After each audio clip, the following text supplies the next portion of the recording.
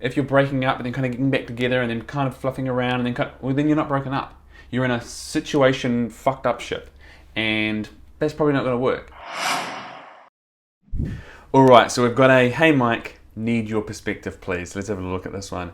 What's your take on having a break and breaking up in a relationship? My perspective of a break is that it's an aligned mutual agreement to take a certain amount of time and space within, stressed, the relationship to see if you can and want to get back to a loving place, or then break up and go separate ways.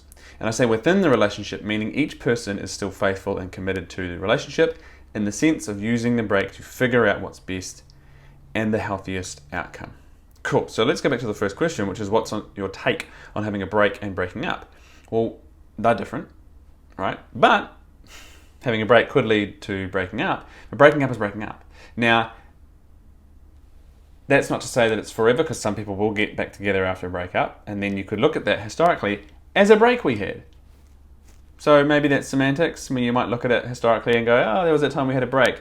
No, we're broken up, and all of a sudden you have a Ross. Or we look at this and go, well, you've clearly defined what a break is for you. So my suspicion in you asking the question is that your partner believes a break is different.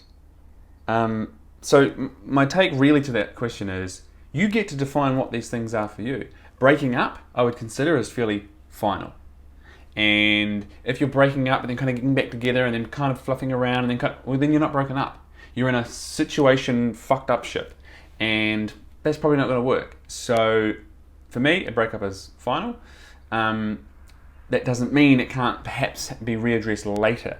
But fluffing around in the space of immediate post breakup is not going to go so well. A break sounds like what you've described actually. But if you and your partner are in disagreement with what that is, then what I would suggest quite simply is, I want to come to the table with what I believe a break is and why we're doing it. I'd love you to come to the table with what you believe a break is and why we're doing it. And then let's see where we meet in the middle. Let's see where we miss and what agreement that we can come to, because most definitely you're going to need to be on the same page when it comes to what the break is.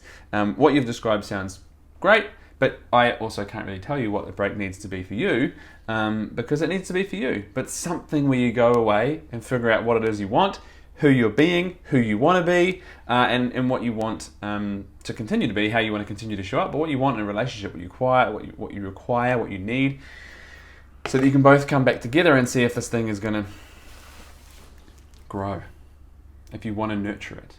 Because obviously, if something's dead, then it can be hard to nurture it, right? And I've got a few plants downstairs that kind of speak to that. So hopefully that helps. But yeah, it sounds like you're onto a pretty solid definition. If you just want my reinforcement of that, then go for it. And then, talk about it. That's the main thing, right? And if you're already in a break and having these conversations breaks the boundary of the break, then you're going to have to weigh up, is this more important than keeping that boundary so we can get clear on what we're both doing here, right? Hope that helps. All the best.